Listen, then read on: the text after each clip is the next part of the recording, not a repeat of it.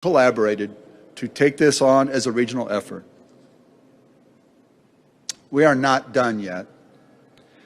There is more fight left, but we are stronger, wiser, more nimble, and that is always a good thing to say. Thank you.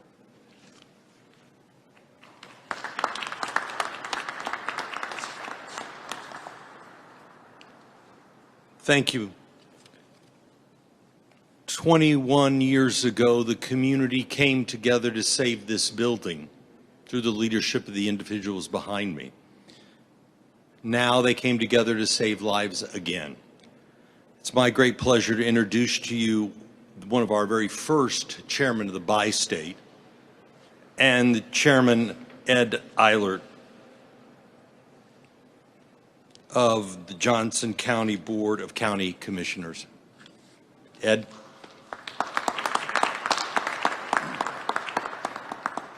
George, thank you very much. I have many, many memories from Union Station. My father-in-law was an employee here for 25 years, and it was my opportunity to serve on that first commission after the successful election.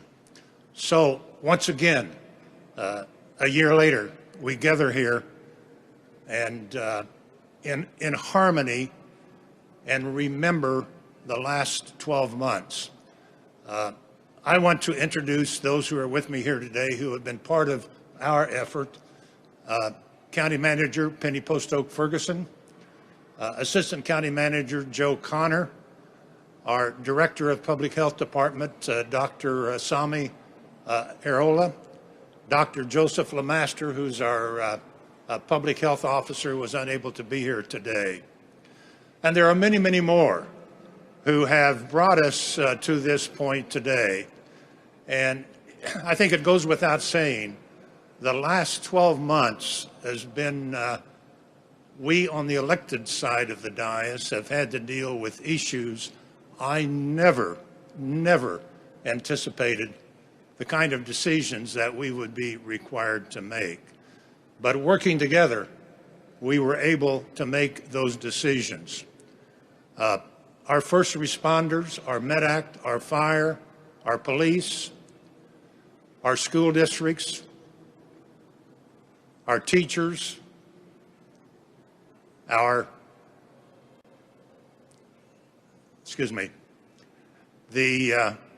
chambers of commerce, our business community, and our community at large all came together to bring us to this point. I also want to remember the 638 residents of our county, Johnson County, who passed away as a result of COVID-19. And there were many, many more in our metro area that we should remember. Our hearts go out to their families and friends for the losses that they share. Fortunately, today, I think we are on a different trajectory than we were a year ago. The vaccines are available and become more available every week that we go on. Every county, every jurisdiction in the metropolitan area is actively involved in providing those vaccines. And I would encourage all of our residents, get vaccinated. It will make a difference. It will benefit our community, and it will allow us to return to that normal life sooner than later. So thanks to everyone who's been involved in this effort. We would not be here without that help. Thank you very much.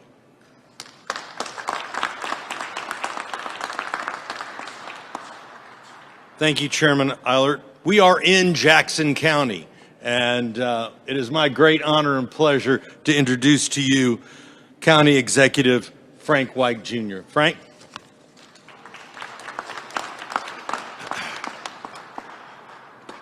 Thank you, George, and good afternoon, everybody. I appreciate the opportunity to to be with you today in this historic place, Union Station. Thanks to George and Union Station for hosting us again and providing the space for the floral wall of remembrance. I would also like to thank my fellow chief elected officials that are here today, and the Core 4, Mayor Alvey, Chairman Eilert, and Mayor Lucas. Thank them for their leadership. Many tough decisions have been made over the past year. I commend you for standing up and doing what was right for our community, even though it was unpopular, and those decisions never are popular, but they were decisions that had to be made, and everyone here stood up and made those decisions.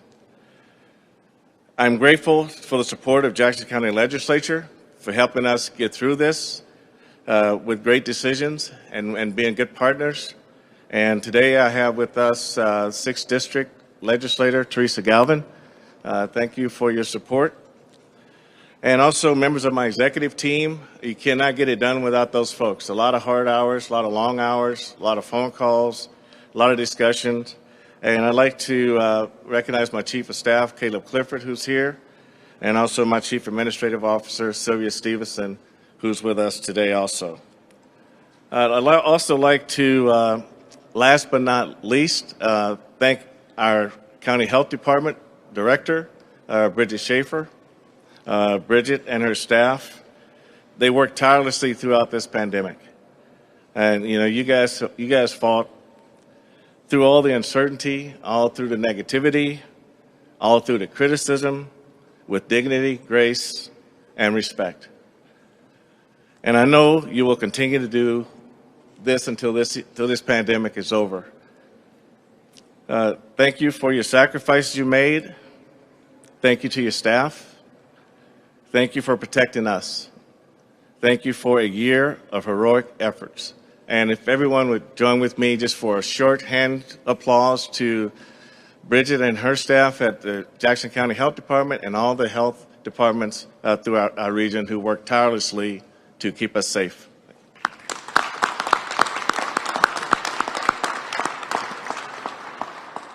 Over a year ago, an unfamiliar virus showed up in our community and changed our lives forever. We had to stay home, we had to social distance, and we had to wear masks. Many of us got sick with COVID and survived. Unfortunately, many more did not. We have lost hundreds of lives far too soon in Jackson County, including 2 members of our own team. Robert Bobby Mitchell served 16 years as an electrician. He was a father of 3. His family was his passion, especially his 2 grandsons. He loved adventure. He loved riding his Harley across the country to all 50 states and fulfilling a dream of spending 1 month in Australia. Bobby Mitchell lived life to the fullest. He was 56 years old. Joellen Engelbart served more than 5 years as assistant prosecutor. She had a passion for public service and protecting those who are most vulnerable. Her life was just beginning, excited about starting a family with her husband. Joellen's son was delivered premature in December, just 4 days before she passed away. She was 32 years old. This deadly virus has caused so much pain and suffering in the 2 states, the 6 counties, dozens of cities, and hundreds of communities we represent across the metro. But as we gather to mourn and celebrate the lives of those we have lost, I find comfort in the lessons I've learned through my faith. For Scripture taught me that glory can be found in our sufferings, because through our sufferings, we learn perseverance. Through perseverance, we learn character. And through character, we learn hope. We can choose to build back a better, a stronger, and more equitable community. We can do so to honor those we have lost and the generations to come. But if we are to be successful, we must do so together. together. May God bless the memory of those who have died, those who are protecting us, and this city, this county, and the country we love. Thank you.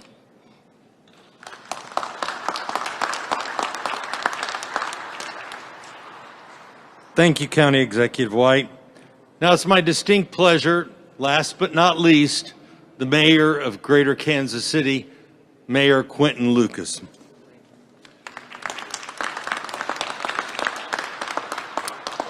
I want to say how much of an honor it is to be back with all of you. I do want to make one correction.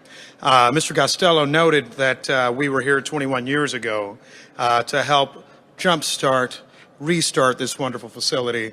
I want to make sure I give credit to Ed Eilert for his dedicated service for decades to Johnson County, to this region, to our community. And so thank you, Ed, for being part of reopening this building, being part of so many important issues as Mayor of Overland Park and Johnson County, and working with all of us through this crisis and hopefully well into the future. I also want to say something special about the people who are here with me. Early in this crisis, we heard a lot of things, all types of information, all types of scientific information, political opinions, everything under the sun. But what we weren't hearing was clarity. What we weren't hearing, as Mayor Alvey notes, is the science. What we weren't hearing is that which needs to be done. But this group was clear in saying that this is important, that we have to work together, and that even if a rule may change or be different, we're going to take COVID-19 seriously. We made sure that we amplified that message, not just in Jackson County or in Wyandotte County or in Johnson County. We amplified that message throughout a region.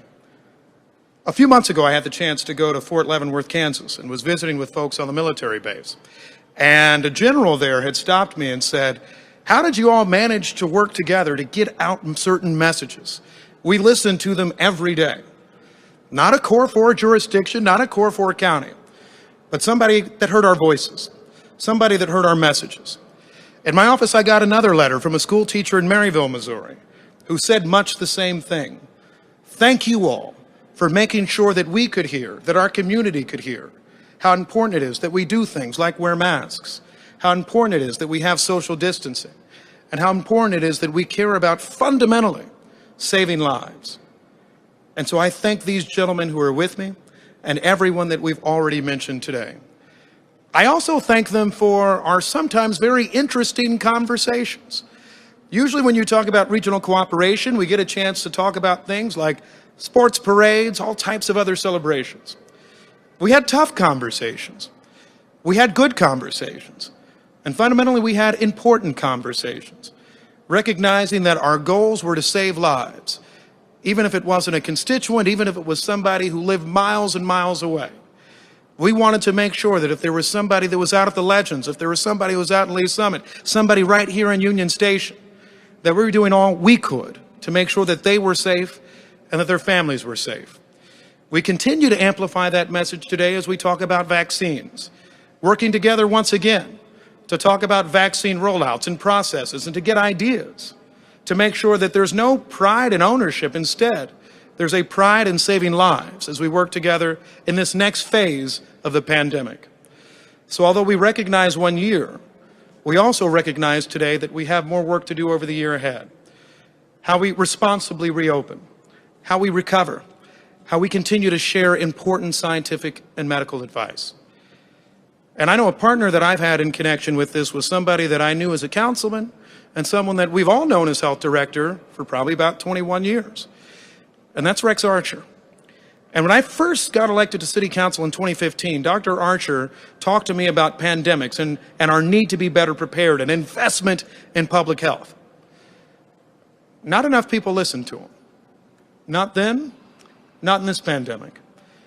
And I hope with this moment, we do listen to Dr. Archer. We do listen to all of our health directors and see how we can be better prepared either for the next pandemic or for the daily crisis that we face in our communities. I want to make sure I say a special thank you to Dr. Rex Archer, and let's give him a round of applause for his work. In Kansas City, Missouri, we also had, it was interesting. I was elected mayor in August 2019. We got an acting city manager in about November of 2019, and then we ran into a pandemic. Ernest Rouse is not here today, but he was someone who listened, who worked with us, who made sure that we were addressing every need, every change we had to make at City Hall. We thank him so much for it. And throughout that process, we also hired a new city manager who came from New Jersey and who has brought us a number of different ways that we could address this crisis, new ideas, fresh ideas, but more than anything, a concern for the safety and the health of our community, and that's our city manager, Brian Platt. But the other thing that has been interesting about this crisis is how many people stepped up. The interpreter next to me, those of you in the media, everyone in our communications departments at our cities and counties and health departments, all of us cared about making sure that others could stay safe. Don't forget that generosity that we had. Don't forget about that concern that we had. Things may get back to some semblance of normal. Some folks want it to come even faster than perhaps they should. But we also remember that we care about others. We take these steps because we're worried about our friends, our families, and folks we've never met. So remember that as we go forward. And I'll finally wrap with this, sharing what Chairman Eilert said, County Executive White, and others. There are many who lost their lives to this virus. Many families were touched. There are many others who suffer today. We will not forget you. We will not forget your pain. And we will work our hardest for as long as necessary to make sure that other families, other friends, don't have to suffer that very same pain. Thank you all very much.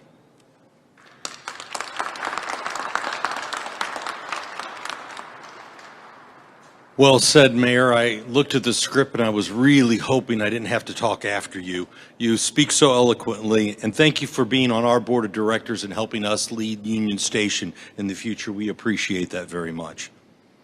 Now, before we go any further, it's most appropriate under this historic clock and in these hallowed halls that we pause for a moment of silence to honor and remember those lives we have lost to COVID. Would you please join me in that moment of silence now?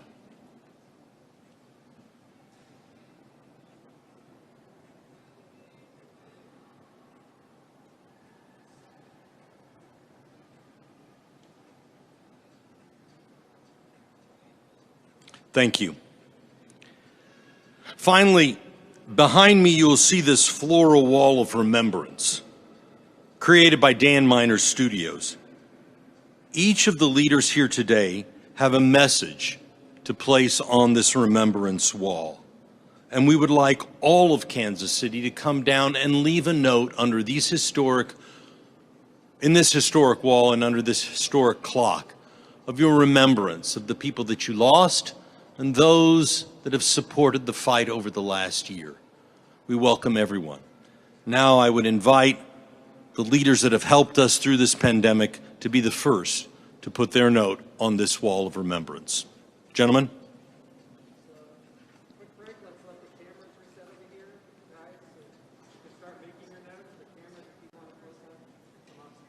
We're going to take a quick break and listen to Chris, and you can take your shots.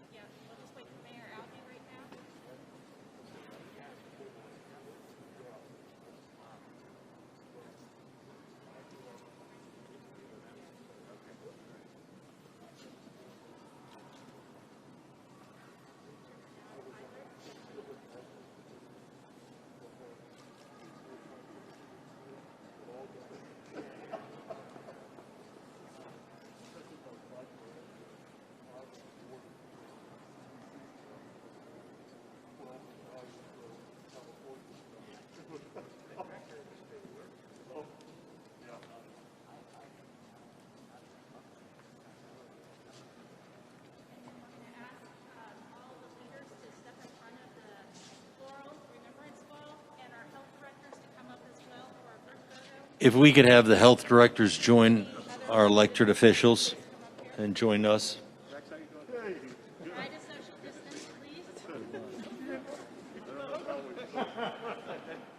We'll just hold our breath.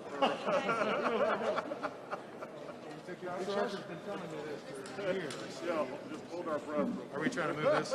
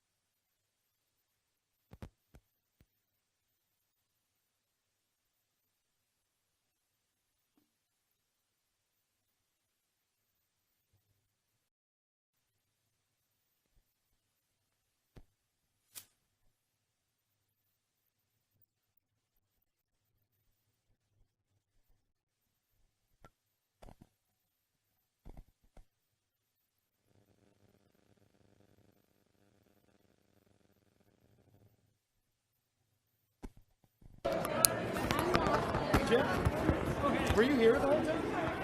I would have given you a shout out. How you doing? I'm good. I'm good. Thank you.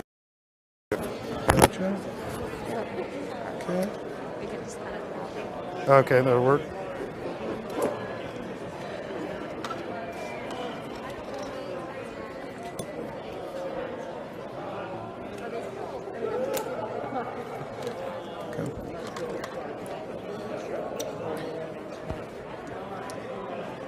All right.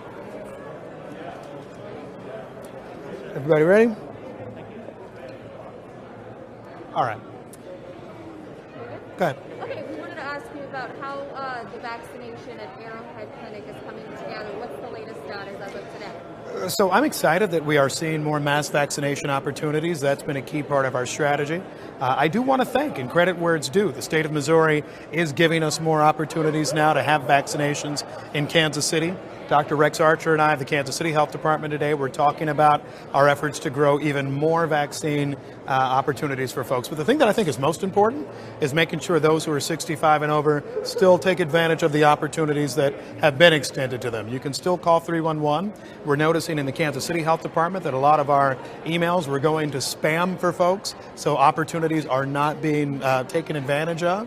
And so to us, the biggest thing isn't just more events, although that's vital. It's also making sure that we're getting that information to everybody, particularly in some of those high-risk groups. And there are many. And so while we will continue to try to amplify the message, where you can go to find information on vaccines, you can go to the Kansas City Health Department website. More than anything, make sure you're calling 311 in Kansas City. And more than that, if you can be helpful to someone, if you can be helpful to somebody, particularly 65 and over, and getting access to the vaccine, that's a huge push we're making right now in KCMO. So what's the latest at the Arrowhead Stadium? I mean, are they starting to set up? Are you asking for volunteers? What's going on there? So on that one, that would be, so that's a state-organized vaccination opportunity, but I do know a decent amount about it, which is that is a mix of the National Guard, right, and using the health department lists. Folks are being contacted in connection with it, and so they have some experience with that. It's 6,000 people at the first instance. We hope that they're able to kind of ramp up that number even more.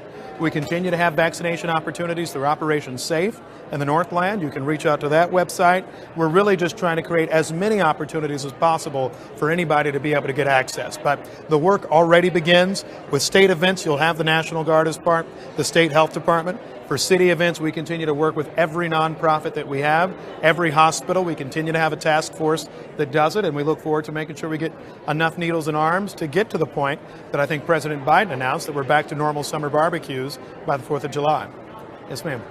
And you mentioned during your speech about discussions, reopenings. Do you Yeah. have any updates on the timeline as far as when timelines might be? Well, in Kansas City, I always have an update on timelines because we put an end to our rules unless we need to extend them. And so in Kansas City, our current rules run until May the 1st.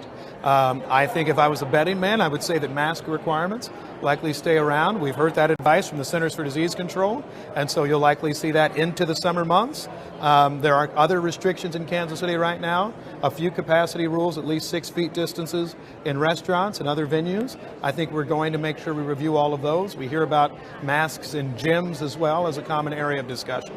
What I would say is probably at the beginning of May, probably mid-April actually, we'll have more discussion on what it looks like for the future, but I do expect us to continue to have a mask mandate that has continued to make this region safer than others. One thing I did not mention before is this. Compared to the St. Louis Metro, the Denver Metro, Indianapolis, New Orleans, so many more, Kansas City has fewer deaths per capita, not just in Kansas City proper, but also in the Kansas City metropolitan area. That's because we have taken aggressive steps to make sure that Kansas Cityans are safe. And we're not just going to let our foot off the gas now and be reckless in some way. You know, in the last month and a half, more than 50 Kansas Cityans have died of COVID-19. That adds to the 500 that died in the previous months. And so I think we need to make sure we're keeping families safe, and that's why you'll continue to see a mask requirement likely even after May 1st. And a year ago today, you guys put guidelines in place. Looking back, would you have done anything different or made any changes? I'm sure there are lots of things I would do differently. I wish that we had instituted mask requirements even earlier. I wish that we knew more about the virus even earlier.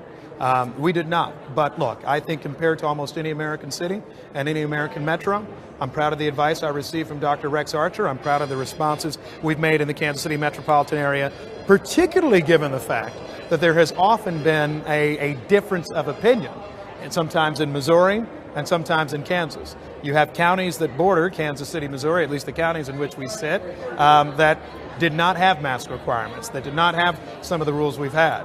I wish we could get even better collaboration, but at the same time, we've done a lot of important work. I think we've made everyone safer. And what I want to say is I'm proud of businesses, I'm proud of individuals, I'm proud of teachers, because their work made everybody safer as well.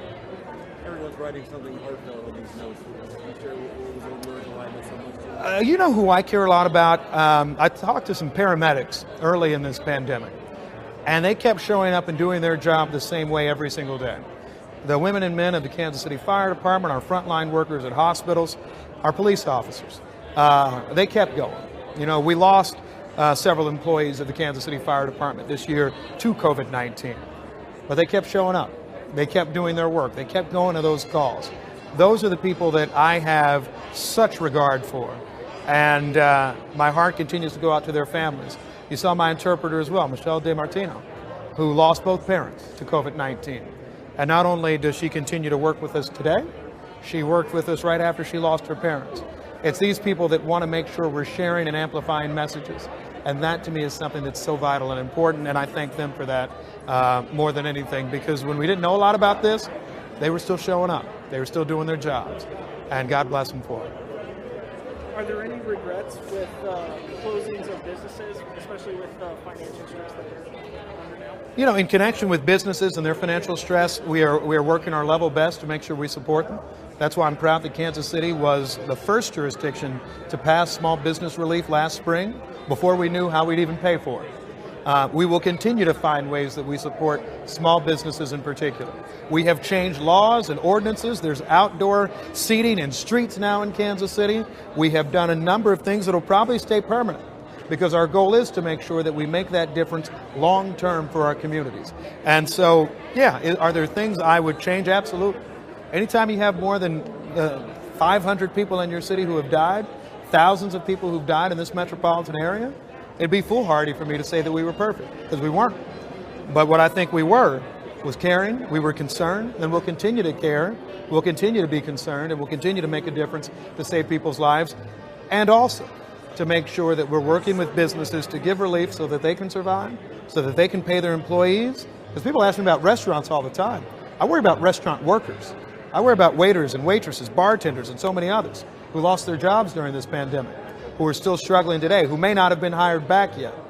That's what we need to make sure we're doing more work on, and that's what we'll continue to use some of our $200 million in stimulus funds to make sure we help address.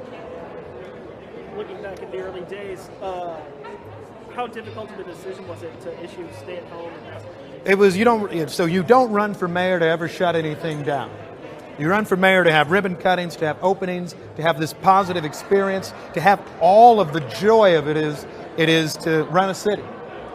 It was heartbreaking. It took almost all of my time in thinking about it. It is something that hurts me today.